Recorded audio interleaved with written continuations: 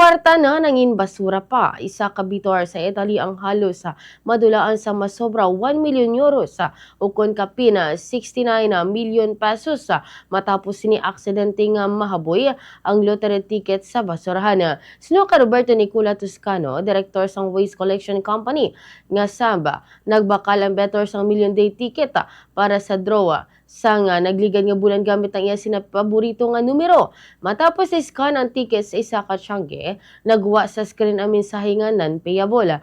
Gilayon sini nga ginhaboy ang ticket sa basurahan sa pagpati nga wala ini may nadagana.